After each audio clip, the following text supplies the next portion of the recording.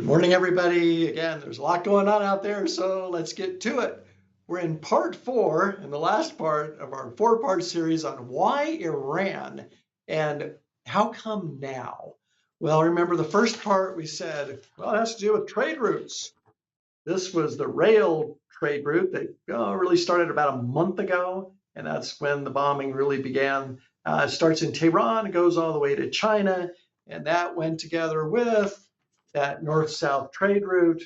So that bypasses the western trade route with the blue line, and the red line is basically under the control of the Russians and the Iranians. And then we said, but there's another part to it, and that's the money part. Can they undermine the petrodollar system and thereby hurt our currency?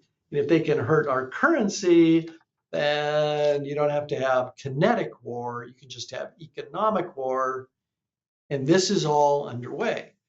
And then we talked about identities. How does each player see themselves? And it paints a pretty dour picture. So let's see, is there a way out of this? So let's start with a speech that Vladimir Putin gave, I think it was back in 2006. It went something like this. Why do we kowtow to the West? Look what we have on the Eurasian continent. Remember, this is 20 years ago. We have all of the technological and engineering capabilities you could want in Europe, all right, especially probably Germany. He said we have all the natural resources you could want across Russia and the stands, Kazakhstan, Turkmenistan, these guys. And we have the factory floor to the world over here in Asia. Why do we kowtow to the Americans? We can ignore them. And let's build a Eurasian empire. He called it the New Silk Road. Let's do roads, bridges, banking systems, communication systems, internet, rail lines. And the whole idea was to create a giant land power across the Eurasian continent.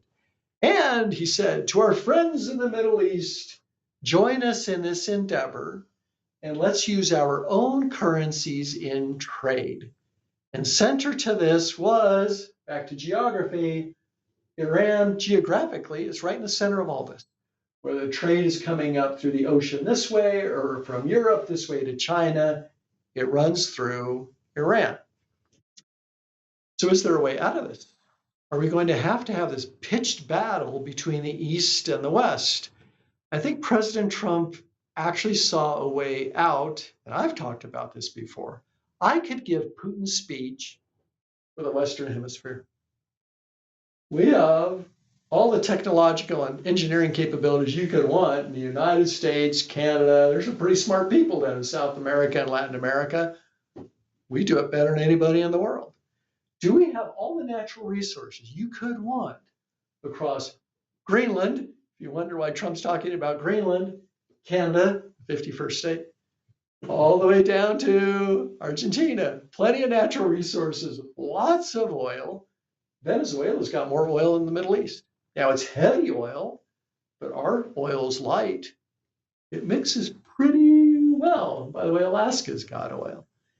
And do we have the historical hatreds that they have over here? I would say no. You can have a pretty Argentine girl fall in love with a handsome Texas boy and nobody thinks anything of it. Right? Try to do that between India and China and try to unite Shias and Sunnis and Israelis and the French and the Germans and the Koreans. They've been fighting forever. I could give Putin a speech. Let's unite north to south, south to north, and you guys knock yourselves out over here. Good luck. I doubt you can make it work, but if you can, more power to you.